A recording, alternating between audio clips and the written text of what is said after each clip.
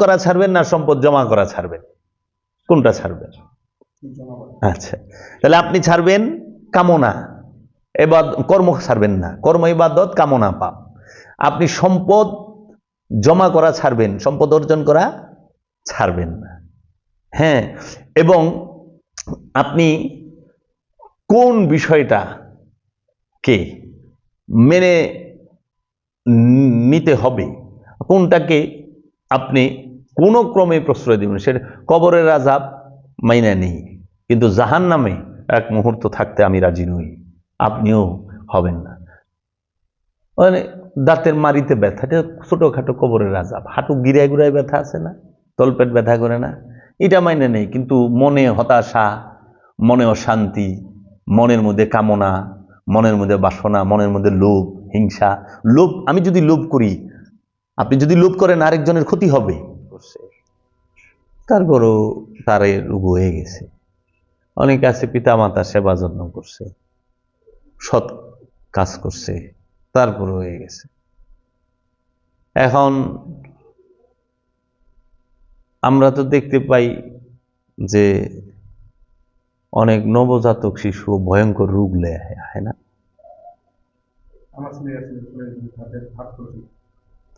তাইলে এখন কথা হইল, ও তো নবজাতক, ওই বাচ্চাটা, ওর মধ্যে জাহান্নাম পয়দাই হয় নাই,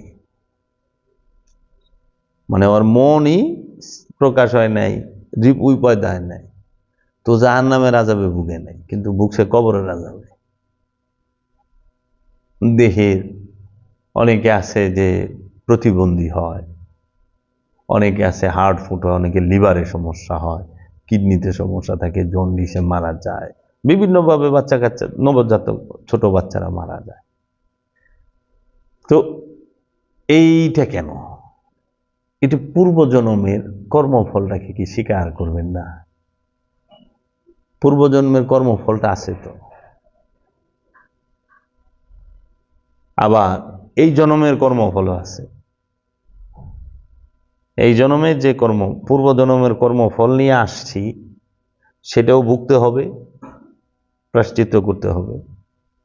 আবার এখন যে কর্ম করতেছি, এই কর্ম যদি কোনো উলট পালট কিছু করি, এই জন্মের কর্মফলও এই জন্মেও ভুগতে হবে।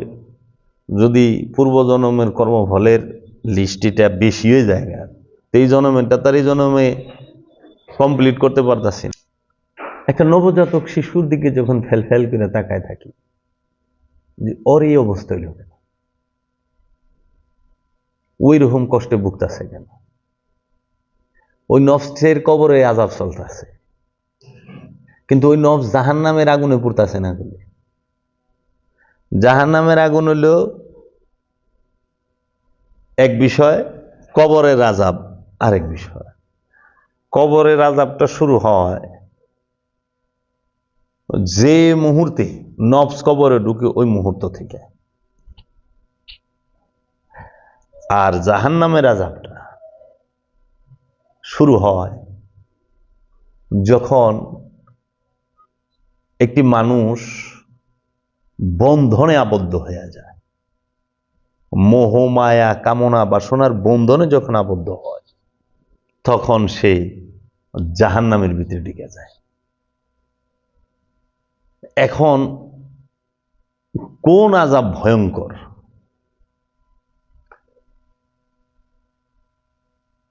কবরের আযাবের থেকে ভয়ঙ্কর আযাব হলো জাহান্নামের আযাব। জাহান্নামের আগুন আর কবরের আযাব, জাহান্নামের কিন্তু আগুন, আযাব কবরের আযাব। তো কবরের যে আযাব, সেইটায় আপনার অন্য কোনো মানুষ ধ্বংস হবে না। যে কবরের আযাবে ভুগে, তার সাথে যদি আপনি চলেন, আপনি ধ্বংস হবেন না। কিন্তু যিনি জাহান্নামী, তার সাথে যদি আপনি চলেন, আপনি নিশ্চিত জাহান্নামে যাবেন। এজন্য আপনার কবর যে রাজাব আর জাহান্নামের রাজাব বুঝতে হবে। জাহান্নাম হইল মনের বিষয়, আর কবরের রাজাবটা হইল দেহের বিষয়। জাহান্নামের আগুন অন্তরে জ্বলে। জাহান্নামের আগুন কখনো কাঠ, কয়লা, কাপড় চোপড়, বাড়ি ঘর, আসবাবপত্র পুরায় না। জাহান্নামের আগুনে ধোঁয়া নাই, কিন্তু তাপ আছে ভয়ঙ্কর। জাহান্নামের আগুন কখনো আগ্নেয়গিরির আগুন না। জাহান্নামের আগুন কখনোই কাঠ কয়লা পোড়ানো আগুন নয়। জাহান্নামের আগুন কখনোই এই জাগতিক কোনো বস্তুর আগুন না, গ্যাসের আগুন না, তেলের আগুন না, কয়লার আগুন না। জাহান্নামের আগুন হইল কামনা বাসনা তথা রিপুর আগুন। ষড়রিপুর যে ধোঁয়াবিহীন ধূম্রবিহীন অগ্নি, ষড়রিপু নামক যে ধূম্রবিহীন অগ্নি, সেই অগ্নি অন্তরে জ্বলে। যার অন্তরে যত বেশি ধূম্রবিহীন অগ্নি জ্বলে, সে তত বড় জাহান্নাম, সে তত জাহান্নামের আগুনে জ্বলতেছে। বুঝেছেন?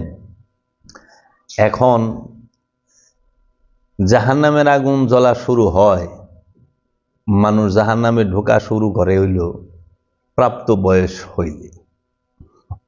বুঝছেন? আর কবরের আযাবে মানুষ কইলে নবজাতকও ঢুকে। নবজাতকের লেগে জাহান্নামের আগুন না, কবরের আযাব আছে। এখন যারা নাকি জাহান্নামের আগুন, জাহান্নামের আযাব এবং কবরের আযাব ত্যাগ করছে, তারা ইসলামের যে মূল দর্শন সেটাকে গোপন করছে।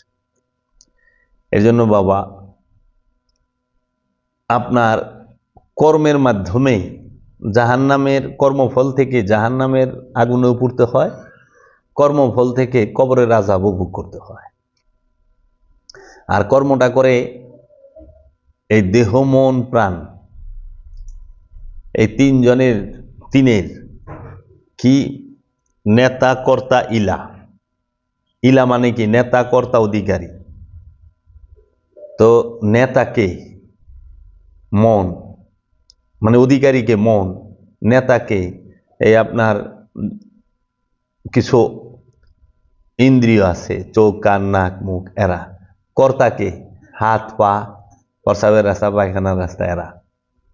মনের ইচ্ছায় এই পঞ্চ ইন্দ্রিয় যে আছে নেতা নামক, তাদের দ্বারা হুকুম হইল হাত, পা, প্রস্রাবের রাস্তা, পায়খানার রাস্তা, ত্বক, এই পাঁচটা মিলা করলো। হয়ে গেল জুলুম, অত্যাচার, জিনা, ব্যভিচার, সুদ, সব এখানে। তো এর জন্য এখন এর ভিতরে কবরের আযাবের কর্ম কিছু আছে, আর জাহান্নামের আযাবের কর্ম কিছু আছে। তো এইটা দুই জনমে থাকে। এই জন্য বলছে, তোমরা পূর্বে যাহা পাঠাইয়াছিলে এবং এখন যাহা পাঠাইবা, তাই তোমাদের উপরে জমা থাকবে। পূর্বে কি আর এখন কি? পূর্বে মানে পূর্ব জনম, আর এখন এই জনম। এই দুই জনমে নিয়ে, এর জন্য তকদির নিয়ে মানুষ আসে, তকদির নিয়ে মানুষ যায়। কেউ খালি হাতে যায়ও না, কেউ খালি হাতে আসেও না। এটা দেহের হাত খালি থাকে, কিন্তু তার নফসের যে হাত, মানে শক্তি, সেটা কিন্তু খালি যায় না। কারণ কর্মফল লয়ে যেতেছে। তো সে একটা মানুষ মারা গেলে সে পোশাক আশাক, সোনা দানা কিছুই নিয়ে যায় না, কিন্তু কর্মফল নিয়ে যায়। আবার একটা মানুষ আসলে সেও কোনো পোশাক আশাক পরে আসে না, গহনাগাটি পরে আসে না, কিন্তু সে কর্মফল নিয়ে আসে, তকদির নিয়ে আসে, তকদির নিয়ে যায়। যারা বলে যে ভাই আসছেন খালি হাতে, আইছেন খালি হাতে যাইবেন, এত খাম খাম করেন, হ্যাঁ, ওটা সে দেহের হাতের কথা বলতেছে, কিন্তু তার কামনা বাসনা শূন্য করে সে যাইতেও পারে নাই, কামনা বাসনা শূন্য করে সে আসতেও পারে নাই। কামনা বাসনা শূন্য হইয়া যে আসে, তিনি নবী, ওলি, রসুল। আর কামনা বাসনা শূন্য করে যে যাইতে পারে, সে মুমিন, মুত্তাকি, মুহসিনিন, সাবিরিন, ওলি আল্লাহ। বুঝছেন? এর জন্য কামনা মুক্ত, বাসনা মুক্ত হয়ে যাইতেই হবে। ওই যে শেষ কোথায়, বললেন, প্রশ্ন করলেন যে বাবা শেষ কোথায়? এই শেষ হইল যে কামনা শূন্য হওয়া। এখন কোনটা কামনা আর কোনটা ইবাদত, কোনটা প্রয়োজন? একটা হলো নিড, একটা হলো গ্রিড। নিড আপনার প্রয়োজন, গ্রিড আপনার ইচ্ছা, কামনা এটা পাপ, কর্ম ইবাদত। কর্ম কি আর কামনা? তাহলে কর্ম ছাড়বেন না কামনা ছাড়বেন? তো প্রতিটা মানুষের কামনা ছাড়তে হবে, কর্ম ছাড়া যাবে না। কর্ম ইবাদত, কামনা পাপ। সম্পদ অর্জন করা এটা ইবাদতের ক্ষেত্রে পড়ে, এবং সম্পদ অর্জন করা এটা প্রয়োজন, কিন্তু সম্পদ জমা করা হারাম। সম্পদ অর্জন করা হারাম না, সম্পদ জমা করা হারাম। সম্পদ খরচ করা হারাম না, সম্পদ জমা করা হারাম। ব্যয় করা হারাম না, অপব্যয় করা হারাম। ব্যয় করা যাবে, অপব্যয় করা যাবে না। সম্পদ অর্জন করা যাবে, সম্পদ জমা করা যাবে না। তাহলে এদিকে হলো কামনা পাপ, কর্ম ইবাদত, এদিকে সম্পদ অর্জন করা ইবাদত, সম্পদ জমা করা হারাম, নিষেধ। তোমরা সম্পদ জমা করিও না। হ্যাঁ, তারপরে জ্ঞান অর্জন করা ইবাদত, ফরজ। আর অজ্ঞানতাই কুফরি। ইসলাম নূর আর অস্বীকার হইল কুফর। এখন আল ইসলাম নূরুন ওয়াল কুফরি যুলুমাত। অন্ধকার, কুফরি হইল অন্ধকার, আর ইসলাম আত্মসমর্পণই হইল আলো, জ্যোতি, নূর। এখন আপনি সম্পদ জমা করবেন না, সম্পদ অর্জন করবেন। আপনি কামনা করবেন না, কর্ম করবেন। এখন মানুষ আমাদের কথা বুঝে না অনেক সময়। অনেক মানুষ, সবাই না, কিছু মানুষ তারা মনে করে উনি তো কইছে যে কর্ম। এখন আপনি সাধনা যে করবেন, আপনি কি ত্যাগ করবেন? আপনি কি সংসার ত্যাগ করবেন না আমিত্ব ত্যাগ করবেন? আর আপনি কি বউ পোলাপান ফালাই থিয়ে যাবেন গা সাধনা করতে, মোরাকাবা মুশাহিদা করতে? হ্যাঁ, সংসার ছাইড়ে দিবেন না শয়তান রে ছাড়বেন? মানে মানুষ গৃহ ত্যাগ করে, আমিত্ব ত্যাগ করে না। গৃহ ত্যাগ করা তো বৈরাগী না। গৃহ ত্যাগ করলেই সে বৈরাগী হয় না, আমিত্ব ত্যাগ করলে বৈরাগী হয়। বুঝছেন? আমিত্ব ত্যাগ করতে হইব। গৃহ ত্যাগ করা যাইব না। বুঝছেন? এর জন্য মানুষ এনে তিনটা জিনিস পেলাম। কি বললাম? এক, আপনি কি কর্ম ইবাদত, কামনা পাপ। কর্ম কখনোই পাপ নয়। কর্মের মধ্যে যখন কামনা যুক্ত হয় তখন কর্ম কলুষিত হয়, আর যেই মুহূর্তে কর্ম কলুষিত হয় সেই মুহূর্তেই পাপ হবে। এর জন্য আপনি কর্ম ছাইরেন না, আপনি কামনা ছাড়েন। কর্ম ইবাদত, কামনা পাপ। দ্বিতীয়ত বললাম হইল যে আপনি ঘর সংসার ছাড়বেন না আমিত্ব ছাড়বেন।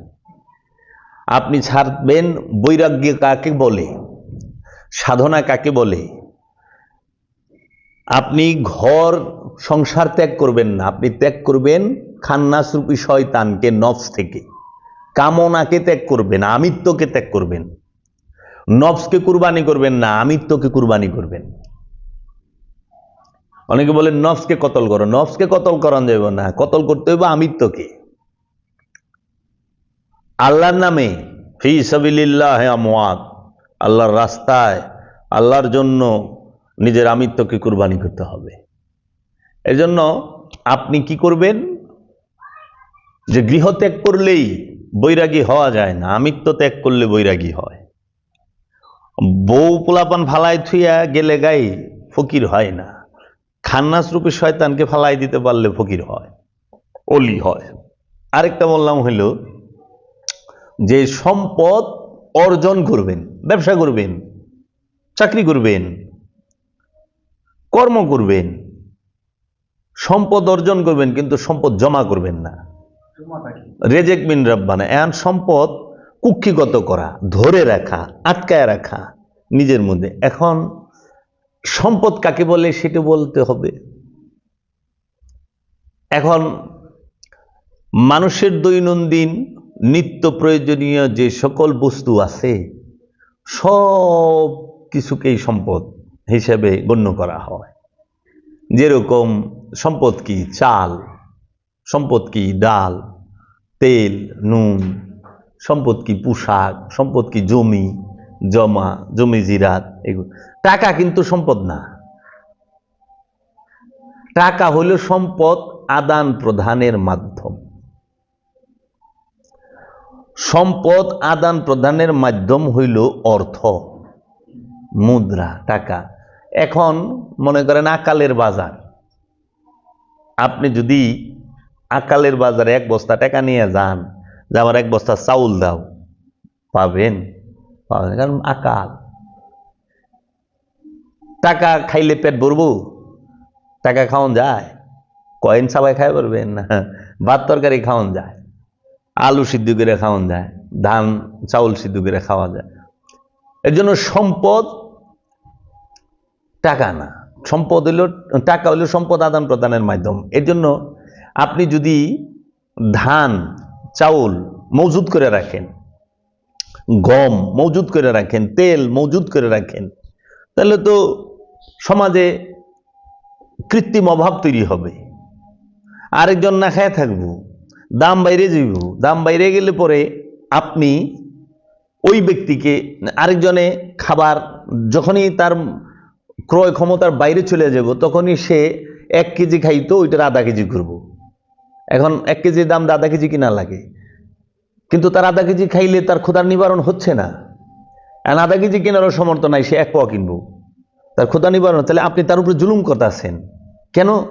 আপনার একটু মুনাফার জন্য, কিছু সম্পদ বাড়ানোর জন্য।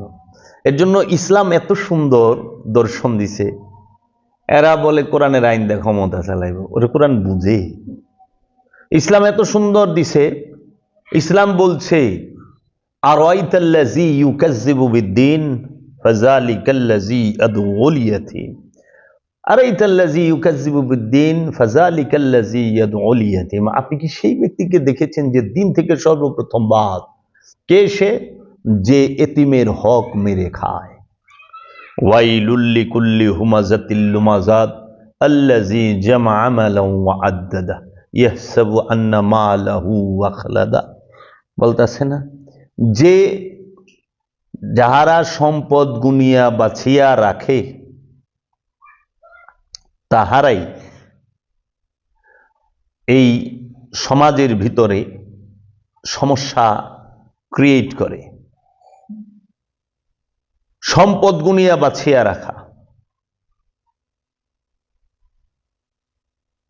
এই সমস্ত সমাজের ভিতরে অপরাধগুলো হয় সম্পদ জমাকে কেন্দ্র করে। ইসলাম বলছে সম্পদ জমা করাই হারাম। তার মানে সকল প্রকার পাপ, মানে 90% পাপ এই এক বাণীতে শেষ।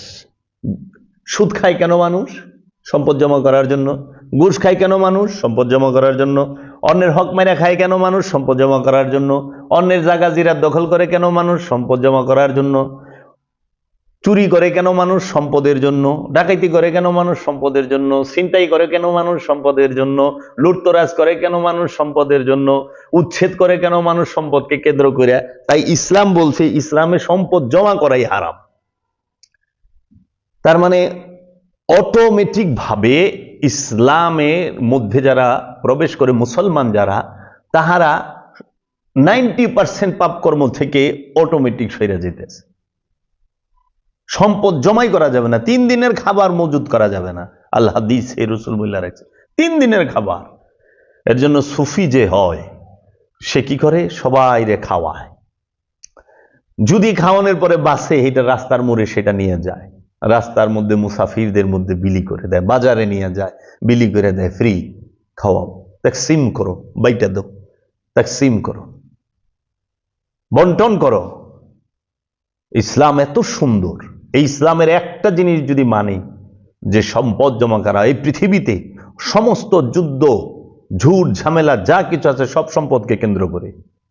এই যারা নাকি এখন সভ্য বলে নিজেদেরকে দাবি করতেছে, যারা অস্ত্র বানাচ্ছে, যারা অস্ত্র বিক্রি করতেছে, বিভিন্ন দেশের উপরে আগ্রাসী, বিভিন্ন দেশকে তারা জিম্মি করতেছে, অপবাদ দিয়া ওই দেশে যায় ওই দেশের সম্পদ লুট করে নিচ্ছে ক্ষমতার বলে, তারা কি করতেছে? মূল তাদের কনসেপ্ট সম্পদ জমা করা, তাদের মূল নীতি সম্পদ জমা করা। আর আল্লাহর রাসূল রাহমাত লিল আলামিন সরকার দু আলম সাহেবে মেরাজ মোহাম্মদ সাল্লাল্লাহু আলাইহি ওয়াসাল্লাম, আল্লাহর হাবিব বলেছেন, হে মুসলমানেরা, তোমরা সম্পদ জমা করো না। আল্লাহর রাসূল বলছেন, হে মুসলমানেরা, বিপদে পথভ্রষ্ট, জীবনে বিপথগামী হবে না, পথভ্রষ্ট হবে না যদি 2টা জিনিসকে আঁকড়ায় ধরে রাখতে পারো। একটা কিতাব আল্লাহি, আর একটা হচ্ছে ওয়া ইত্রাদাহি, একটা আল্লাহর কিতাব আর একটা আমার বংশ। রসুলের বংশকে, নবীর বংশকে আর আল্লাহর কিতাবকে যদি কেউ আঁকড়ায় ধরে রাখতে পারে, বিপথগামী, পথভ্রষ্ট হবে না। আমাদের সম্পদের, আমাদের শক্তির কমতি থাকবে না আমরা যদি এই বাণীগুলো মানি। এর জন্য বাবা, আমরা কি ছাড়বো, কি থেকে বিরত থাকবো, আর কি করব কি করব না, কি করা যাবে কি করা যাবে না, সেটা তো স্পষ্ট বইলা দিছে। সেটা আমরা বলি না। আমাদের সমাজে ছাড়তে হবে, অন্যের হক মারা যাবে না, এইটার কথা কেউ বলে না। সুদ খাওয়া যাবে না, এইটার কথা বলে না। বলে কি, চলেন স্বর্গে যাই, চলেন জান্নাতে যাই, জান্নাতে যেতে হবে, জান্নাতে যেতে হবে। কারণ জান্নাতে যাইবার সুরেও চায়, সুরে তো চুরি ছাড়বার চায় না। আর চুরের যদি এই চোর চুরি ছাড়, তখন মৌলবী সাহেবের অবস্থা টাইট। আবার হ্যাঁ চুরি করে, খারাপ করে না, উনি যে তুলসী পাতা দোয়া তা না। এর জন্য ওই জান্নাতে যাই, কারণ ইমাম সাহেবও যাইবার চায়, চুরও যাইবার চায়, মুসল্লিও যাইবার চায়, ডাকাইতেও জান্নাতে যাইবার চায়, সবাই জান্নাতে যাইব গা। এর জন্য এরা সস্তা ওয়াজটা করে, কিন্তু এই কথা বলে না অন্যায়ভাবে কারো বাড়িতে আগুন দেওয়া, কারো সম্পদ দখল করা, কাউকে আঘাত করা, অন্যায়ভাবে কাউকে প্রহার করা, কাউকে হত্যা করা। কোরআনে বলছে, যদি কেউ অন্যায়ভাবে একটি নফসকে হত্যা করলো, সে যেন সমগ্র মানব জাতিকে হত্যা করলো। আবার এই কোরআনে ওই আয়াতটি শেষে বলছে, যদি কেউ কোনো নফসকে কতল হইতে রক্ষা করলো, সে যেন মানব জাতিটাকেই রক্ষা করলো। আপনি অন্যায়ভাবে হাজার হাজার শত শত মানুষ মারতেছেন, হিসাব দিবেন না? হিসাব তো দেওয়া লাগবে। তাই আপনার উত্তর থেকে, আপনার প্রশ্ন থেকে আরো বেশি উত্তর আমি দিছি। যে 4টা জিনিস আমি বললাম, কি আপনি কি ছাড়বেন, আপনি কি কামনা ছাড়বেন না কর্ম ছাড়বেন, এটা আপনার স্পষ্ট হইতে হবে। আপনি কি সম্পদ অর্জন করা ছাড়বেন না সম্পদ জমা করা ছাড়বেন, কোনটা ছাড়বেন? আচ্ছা, তাহলে আপনি ছাড়বেন কামনা, এবার কর্ম ছাড়বেন না, কর্ম ইবাদত, কামনা পাপ। আপনি সম্পদ জমা করা ছাড়বেন, সম্পদ অর্জন করা ছাড়বেন না। হ্যাঁ, এবং আপনি কোন বিষয়টা কে মেনে নিতে হবে, কোনটাকে আপনি কোনো ক্রমে প্রশ্রয় দিবেন। সেটা কবরের আযাব মাইনা নেই, কিন্তু জাহান্নামে এক মুহূর্ত থাকতে আমি রাজি নই, আপনিও হবেন না। মানে দাঁতের মারিতে ব্যথা, ছোটখাটো কবরের আযাব। হাঁটু গিরায় গুড়ায় ব্যথা আছে না, তলপেট ব্যথা করে না, এটা মাইনে নেই, কিন্তু মনে হতাশা, মনে অশান্তি, মনের মধ্যে কামনা, মনের মধ্যে বাসনা, মনের মধ্যে লোভ, হিংসা। লোভ, আমি যদি লোভ করি, আপনি যদি লোভ করেন আরেকজনের ক্ষতি হবে, কিন্তু আপনার দাঁতের ব্যথা হলে আরেকজনের ক্ষতি হবে না, হবে না। দাঁতের ব্যথা কবরের আযাব, লোভ হলো জাহান্নাম, আর লোভ যে করে সে জাহান্নামী। আপনার যদি হাঁটুতে ব্যথা থাকে অন্যের ক্ষতি হবে, আপনার কষ্ট হবে। এটা হলো কবরের আযাব। আর আপনি যদি অহংকার করেন, আপনার অহংকারের কারণে আরেকজনের ধ্বংস হয়ে যাবে। কারণ আপনি অহংকার করছেন, তার সামনে অহংকারের ঠেলায় তার মায়ের দৈর কইরা জবরদখল কইরা ক্ষমতা দেখায় অস্থির। এর জন্য জাহান্নামের রূপ যেদিন আপনি প্রকাশ করবেন, সেই দিন তো আরেকজন ধ্বংস হয়ে যাবে। এর জন্য আপনি এখন মনে করেন আপনার মানুষের পাইলস থাকে না, এটা কবরের আযাব। এন্ড পাইলসের কষ্টটা যার হয়েছে সে বুক করতেছে, কিন্তু ওই লোক যদি সে কামে ভুগে, তো সে তো যেহেনে যে ওই জায়গায় কামনা করব, সে বিচ্ছেদ ঘটায় দিব, সংসার ভাঙব। আপনি কি এই দেহে বিষ ব্যথা লইয়া মেরাজে যাইতে পারবেন? কিন্তু লোভ হিংসা নিয়ে মেরাজে যাইতে পারবেন না? আপনি পায়খানার রাস্তায় পাইলস আছে, কুটকুট করে কামড়াইতেছে, এটা কবরের আযাব। কিন্তু আপনার মনে হিংসা, এই হিংসার কারণে আপনি অন্যের ধ্বংস করে ফেলাইছেন, আরেকজনের জীবন সংসার নাশ করে ফেলাইছেন হিংসার কারণে। তাই হিংসাটা হলো জাহান্নাম, আর ওই পাইলসটা হলো কবরের আযাব। বুঝতেই, চোখে ছানি পড়ে গেছে, চোখে কম দেখেন, এটা আপনার সমস্যা। কিন্তু চোখের নজর ভরা কামনা যারই দেখে আপনার বুকের কাপড় কু ঢাকা ইউনিভার্সিটি তুলল না, এই বুকে কাপড় কোথায়, এই বুকের উপরে কাপড় দেন নাই, আপনার ই কোথায়? তো অন্যজরে দৃষ্টি, কামের দৃষ্টি, ওইটি জাহান্নাম। এই জাহান্নাম ওর ঘরের ভিতরেও জাহান্নাম, ওর বউর উপরেও জাহান্নাম হয়ে রয়েছে গা, ওর বোনের উপরে জাহান্নাম হয়ে গেছে, ওর মার উপরেও জাহান্নাম হয়ে গেছে, ওর শালির উপরেও জাহান্নাম হয়ে গেছে, ওর দাদির উপরেও জাহান্নাম হয়ে গেছে। সোজা জাহান্নাম, শান্তি দিব না কেউ রে। এর জন্য এই বিষয়গুলোকে লোভ, হিংসা, অহংকার, কামনা বাসনা, মোহ, মদ, মাৎসর্য, এইগুলা হইল জাহান্নাম। আর বিভিন্ন দৈহিক রোগ, ডায়াবেটিস, জ্বর, হাঁপানি, পাইলস, লিভারের সমস্যা, কিডনির সমস্যা, হার্টের সমস্যা, এটা হলো কবরের আযাব। এখন আপনি হতাশা হওয়ার কোনো কারণে আপনি এখন নির্ণয় করেন আপনি কি জাহান্নামে আছেন না কবরের আযাবে ভুগতাছেন। ওই যে কবরের আযাব, কিন্তু জাহান্নামে তো নাই। যদি হতাশায় থাকেন, সবসময় ডিপ্রেশনে থাকেন, সবসময় চিন্তায় থাকেন, হতাশা, সবসময় লোভী হয়ে থাকেন, সবসময় কামুক হয়ে থাকেন, 24 ঘন্টা আপনি হিংসুক, 24 ঘন্টা আপনি রাগী, 24 ঘন্টা আপনি জমা করার নিয়তে বই রয়েছেন, মনে রেখেন জাহান্নামে যাইবেন না, আস্তা জাহান্নাম হইয়া বই রয়েছেন। আপনি আপনি নিজে জাহান্নামে এবং নিজেই জাহান্নাম। এই জাহান্নাম যেহেনে ডুববো ওই জায়গায় আগুন ধরে যাব। আর এটা এমন এক আগুন, পুড়বো কিন্তু মরবো না। লাকড়ির আগুনে পুড়লে ছাই হয়, জাহান্নামের আগুনে পুড়লে কেউ ছাই হয় না। এর লেগে দেখেন না আমার কাছে যে রূপক কথাগুলো বলে যে জাহান্নামের ভেতরে হাতুড় দিয়ে মাথায় পিটাবে, মগজগুলো ছিন্ন ভিন্ন হবে, আবার এক হবে। এটা হলো রূপকতা বোঝায় যে জাহান্নামের আগুন কখনোই কয়লার আগুন, কয়লার আগুনে পুড়ে ছাই হয়ে যায়, আর রিপুর আগুনে পুড়ে মরে না, ছাই হওয়ার সিস্টেম নাই, ধুকধুকায় জ্বলবো। এর জন্য বাবা আপনার হতাশা শেষ হয় না। কেন হতাশা শেষ হয় না?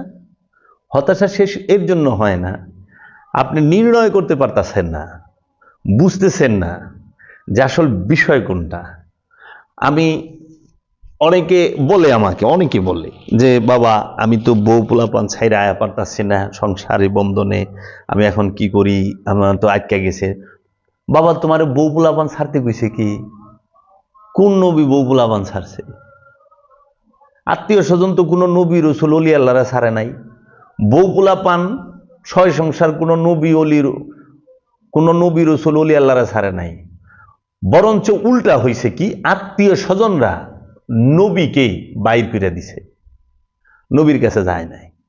আত্মীয় স্বজনরা রসুলকে তাদের পরিবার থেকে, তাদের বংশ থেকে বাইর করে দিছে, রসুলের কাছে আত্মীয় স্বজনরা যায় নাই। অনেক সময় দেখা যায় স্ত্রী সন্তান তাহারাও নবী রসুল অলি আল্লাহদের থেকে দূরে সরে যায়, তারা সরে যায়। আত্মীয় স্বজন, স্ত্রী পুত্র, পয় পরিবার, গ্রামবাসী, সমাজ, তাহারা ওলি আল্লাহ থেকে সরে যায়, নবী রসুল থেকে সরে গেছে, কিন্তু নবী রসুল ওলি আল্লাহরা কখনোই তাদের থেকে সরে না। ওলি আল্লাহ নবী রসুলরা কি করে? ধৈর্য ধরে, চুপ থাকে, নীরব থাকে, যে এক সময় আবার রিটার্ন আসবে। এত ঘর থেকে বাইরে এসে বাবা, বন্ধন আত্মীয়তার সম্পর্কের থেকে তো বাইরে নেয়, তার পয় পরিবার রস স্বীকার করে নাই, করছে। হ্যাঁ, গুরু। আমার বাচ্চা তো কাপড় পরে না, মাসুম। আপনি 3 বছরের, 2 বছরের, 1.5 বছরের বাচ্চারা কাপড় পরে? অনেক সময় ল্যাংটা ঘুরে না, তো ও কি আপনার থেকে সরে গেছে? ও তো সরে যায় না, ও অনেক সময় ঘুরবার লেগে বাইরেও যায়।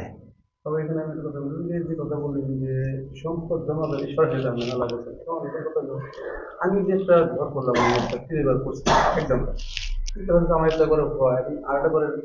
আশা করে আমি আরো খাটতেছি, কাজ করবে, এটাই প্রবলেম না। বিষয় হইল বাবা, একটা হলো নিড, আমি প্রথমেই বললাম প্রয়োজন, আরেকটা হলো গ্রিড, ইচ্ছা। আপনার 2টা ঘর লাগবে, আপনি 5 জন পোলা পান, আপনার 2টা 5তলা বাড়ি লাগবে, অথবা আপনার 2টা 3টা টিনের ঘর লাগবে, এটা তো আপনার প্রয়োজন। একটা গাড়ি লাগবে, 2টা গাড়ি লাগবে, প্রয়োজন। পাপ কোনটা? পাপ হইল যেটা আপনি বুঝেন সেটা না, এটার কথাটা হবে সার্বজনীন, সবার জন্য। মানে এক একজনের জীবন চলাফেরার মান এক এক রকম, এক এক দেশের মানুষের এক এক রকম। বাংলাদেশের মানুষের মাথা পিছু আয় $50 যদি ধরেন, আমেরিকার মানুষের মাথা পিছু আয় তো $300-500 আছে, তাই না? মানে এটা কথার কথা। তাহলে এই যে বিষয়, আপনার যেটা লিমিট ক্রস করছে, যেরকম অনেক আছে 400-500 পাখি জমি ধরে রাখছে, এই গ্রামে বসবাস করে, একটা গ্রামে কিংবা একটা ইউনিয়নে সে আছে, তার 500 বিঘা জমি, তো যেই দিক দিয়েই যান ওনার জমির উপর দিয়ে যাইতে হয়। ওই 500 বিঘা তো সে ধরে রাখছে, অনেক ওইটা দিয়েই সে অন্যের উপরে কর্তৃত্ব খাটাইব। তা সে কি করব? অন্যের নিজের গোলাম বানানোর চেষ্টা করব। আয় আমার কথা মতো চলবে, আমার কথা শুনবি, যদি না শুনস তোরা আমার জমির উপর দিয়ে যাইবারও দিব না, এই জমি চাষবাদও করবার দিব না। বাস, আপনার আন্ডারে এই যে আস্তে আস্তে আপনি জুলুম শুরু করবেন আপনার ইচ্ছা মতো। আপনি ওরে জমি দিলেন, এক পাখিতে 20 মণ ধান হয়, আপনি কি করলেন? ওর থেকে 15 মণ লয়ে গেলেন, 5 মণ ওরে দিলেন, অত্যাচার হইল না? খাটায় খোটায়। তো এই যে এতটা, কিন্তু আপনি 2-4 পাখি 5 পাখি জমি আপনি রাখছেন, ফসল করে খান। শুধু তো একা খান না, 100 মণ ধান হয়েছে 5 পাখি জমিতে, আপনি বছরের লেগে 40 মণ রাখলেন, 60 মণ বিক্রি করলেন। মানে বিক্রির যে টাকা সেটা তো আপনার কাছে, কিন্তু ওইটাও তো সেবা। আপনি ওইটা করছেন দেখে আরেকজনে খাওয়াইবার একটু সস্তায় পাইল, এটা কিন্তু ইবাদত। এবং আপনার ওই টাকাটা বড় না, সেবাটা বড়।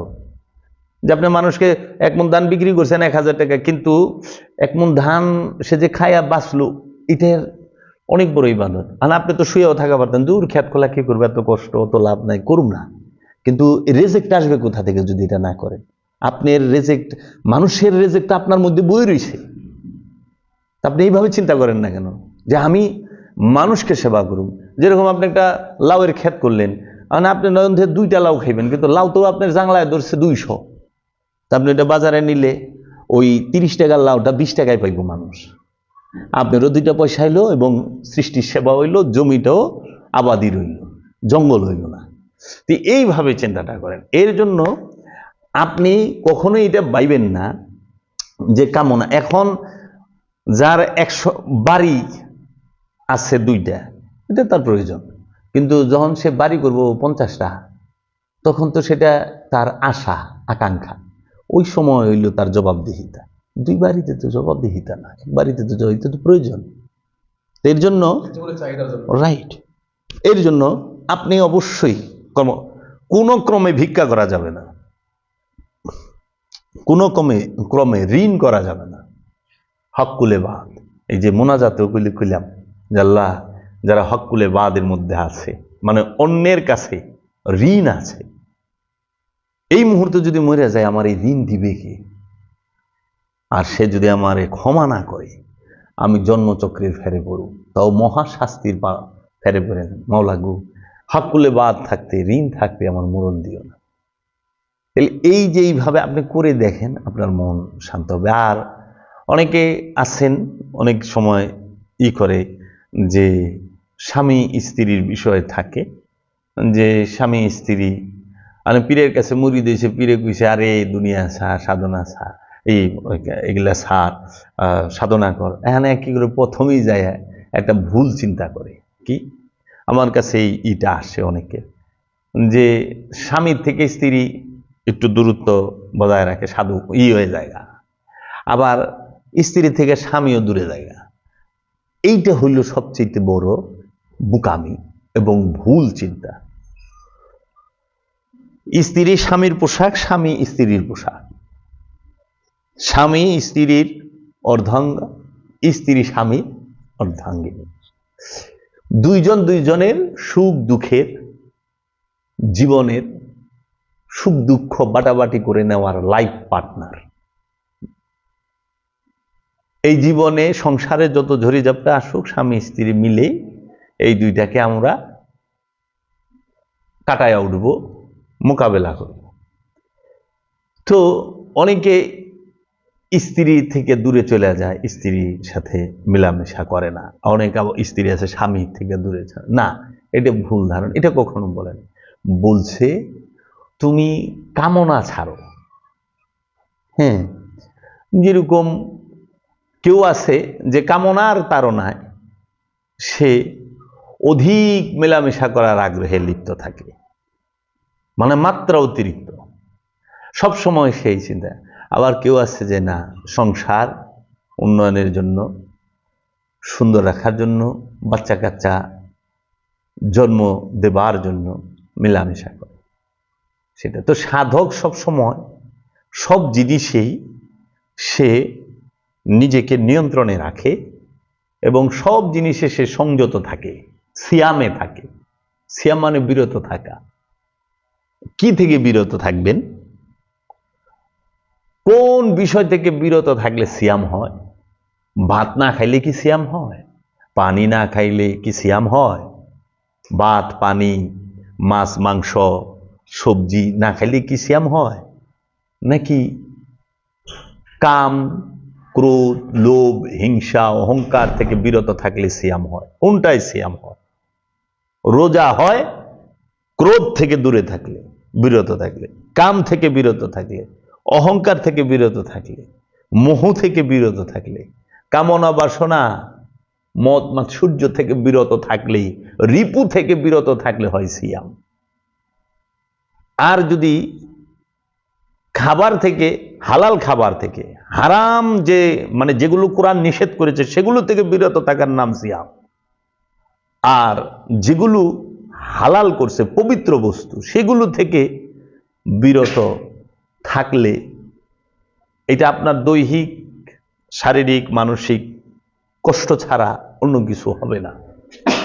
এখন আপনি পানি খান না, আপনার কিডনির সমস্যা হইতে পারে, দৈহিক যে কোনো সমস্যা হইতে পারে। আপনি খাবার খান নাই, প্রেশার লয়ে যাব, সুগার লয়ে যাব, বিভিন্ন সমস্যা থাকবো। আর এটা হলে আপনার সমস্যা হবে। আর আপনি যদি ঘুষ খান, আপনারও ক্ষতি হবে, যার থেকে খাইছেন তারও ক্ষতি হবে, রাষ্ট্রেরও ক্ষতি হবে। আপনি যদি সুদ খান, যার থেকে খাইছেন তারও ক্ষতি হবে, আপনার নিজেরও ক্ষতি হবে। এজন্য আপনি বিরত থাকবেন ঘুষ খাওয়া থেকে, সুদ খাওয়া থেকে, অন্যের হক মাইরা খাওয়া থেকে, আপনি আপনার বইনের হক মাইরা খাওয়া থেকে, স্ত্রীর হক মাইরা খাওয়া থেকে আপনি বিরত থাকবেন। আপনি বিরত থাকবেন এতিমের হক মাইরা খাওয়া থেকে। এই সমস্ত সকল বিষয়গুলো থেকে বিরত থাকার নাম সিয়াম। আপনি কি করলেন? পীরের কাছে মুড়ি দেওয়ার পরে প্রথমেই বাবা কইছে, হ্যাঁ রিপু থেকে বিরত থাকো, তাহলে মিলা। আরে বাবা, বিষয়টা কেন বুঝেন না? যে অন্যের সম্পদ, অন্যের নারী করিও না হরণ, যতবার করিবে হরণ ততবার হইবে জনম। এর থেকে বিরত থাকেন। কিন্তু আপনি ঘুষ খাচ্ছেন কিন্তু ভাত খাচ্ছেন না। রোজার দিনে অফিসাররা ঘুষ খায় না, কিন্তু ভাত পানি খায় না। আল্লাহকে অনেক দৌড়ায়, একটু ভাত পানি মাগরিবের আজানের আগে খাবে না, কিন্তু ঘুষ না দিলে, যে ঘুষ দিব না হের ফাইলই বন্ধ, কাম হবে। আল্লাহ কইছে যে তুমি হারাম খায় না। হারাম খায় কিন্তু হালালটা খায় না। ভাত পানি তো হালাল, পবিত্র বস্তুকে হালাল করে দেন, অপবিত্র বস্তুকে হারাম করে না। ঘুষ খায়, ভাত খায় না, পানি খায় না। আপনি যাই দেখবেন সম্পদ মজুদ করে খায়, তেল মজুদ করছে রোজার মাসে, ছোলা মজুদ করছে, ডাইল মজুদ করছে, সব মজুদ করে, কিন্তু সে পানি খায় না, মজুদ করে খায়। বড় বড় আড়তদার যারা কারবারি, বড় বড় ডিলার, সবাই মজুদ করে, অধিকাংশ মজুদ করে, কিন্তু তারা রোজা রাখছে। এক রোজাটা দেখলে না ফেরেশতা তো আশ্চর্য হয়ে যাচ্ছে, ভয়ঙ্কর রোজাদার। আমরা তো আশ্চর্য, এটা আবার কেমন রোজা, ভয়ঙ্কর রোজা। হ্যাঁ, তো কাছেই বাবা, এই বিষয়গুলো যে পর্যন্ত মানুষ স্বচ্ছ ধারণা না আসবে, কি করব কি করব না, কোন বিষয় থেকে বিরত থাকবো আর কোন বিষয়কে আঁকড়াইয়া ধরবো, সেটা যদি তুই না বুঝবে, আরবি পড়লে কোনোদিন পাপ থেকে বিরত থাকতে পারবেন না। যদি আপনি কোরআনকে এবং রসুলকে আঁকড়ায়া না ধরেন, রসুল আলে রসুলকে আঁকড়াইয়া ধরতে হবে, কেতাবকে আঁকড়াইয়া ধরতে হবে, আল্লাহর দড়িকে আঁকড়াইয়া ধরতে হবে, তখন আপনি পথ পাবেন। আর নাহলে আপনি সুন্দর ইংরেজি পড়তে পারেন, খুব সুন্দর একদম সহি শুদ্ধ আরবি পড়তে পারেন, খুব সুন্দর সহি শুদ্ধ কলকাতার বাবুদের মতো কথা বলতে পারেন। দাদা খেয়েছেন, আসবেন না যাবেন, খেয়ে এসেছেন না গিয়ে খাবেন, দাদা বলে কি মেহমান আইছি, কি সুন্দর ভাষা, দাদা কি খেয়ে এসেছেন না গিয়ে খাবেন, তার মানে কি খায় আইছেন আর কি গিয়ে খাবেন, তাহলে তো হইল না। আমরা এইভাবে সুন্দরভাবে আসছো, বসছো, দিচ্ছ, খাচ্ছ, নিচ্ছ, চলছ, এইটা বলা সহজ, কিন্তু ঘুষ, সুদ, অহংকার, ক্রোধ, লোভ, হিংসা, এগুলো থেকে বিরত থাকা বড় কঠিন।